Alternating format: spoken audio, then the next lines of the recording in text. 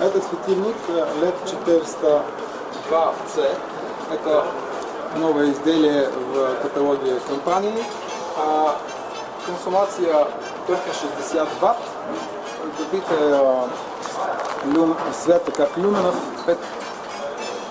5300 люменов.